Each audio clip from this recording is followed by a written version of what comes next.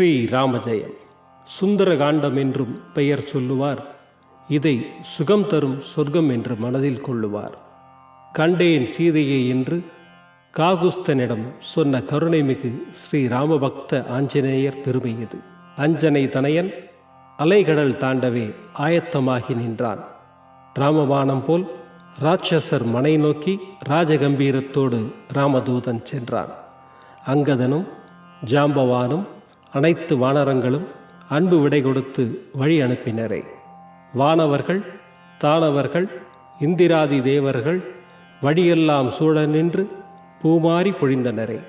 மைனாக பர்வதம் மாருதியை உபசரிக்க மகிழ்வுடன் மாருதியும் மைனாகனை திருப்தி செய்து சரசையை வெற்றி கண்டு சிம்ஹியை வதம் செய்து சாகசமாய் சமுத்திரத்தை தாண்டியே இலங்கை சென்றான். இடக்காக பேசிய இலங்கையின் தேவதையை இடக்கையால் தண்டித்தவன் இலங்கையை கலக்கினான். அழகான இலங்கையில் அன்னை ஜானகியை அங்குமிங்கும் தேடியே அசோகவனத்தில் கண்டான். சிம்சுபா மரத்தடியில் ஸ்ரீராமனை தியானம் செய்யும் சீதா பிராட்டியை கண்டு சித்தம் கலங்கினான். ராவணன் வெகுண்டிட ராட்சசியர் அரண்டிட வைதேகி துயர் துடைக்க கணையாழி கொடுத்து ஜெயராமன் சரிதம் சொல்லி சூடாமணி பெற்றுக்கொண்ட சுந்தர ஆஞ்சநேயர் அன்னையின் கண்ணீர் கண்டு அரக்கர் மேல் கோபம் கொண்டு அசோக வனம் அழித்து அனைவரையும் ஒழித்தான். பிரம்மாஸ்திரத்தினால் பிணைக்கப்பட்ட ஆஞ்சநேயர் பட்டாபிராமனின் பெருமையை எடுத்துரைக்க வெகுண்ட இலங்கை வேந்தன் வெய்யுங்கள் தீயை வாளுக்கின்றான்.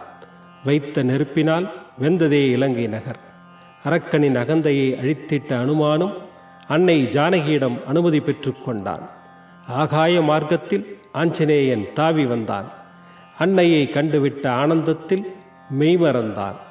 ஆறாத சோகத்தில் ஆழ்ந்திருந்த ராமனிடம் ஆஞ்சநேயர் கைகூப்பி வணங்கி கண்டேன் சீதையை என்றான். வைதேகியின் வாய்மொழியை அடையாளமாக கூறி சொல்லின் செல்வன் சுந்தர ஆஞ்சநேயர் சூடாமணியை அளித்தான்.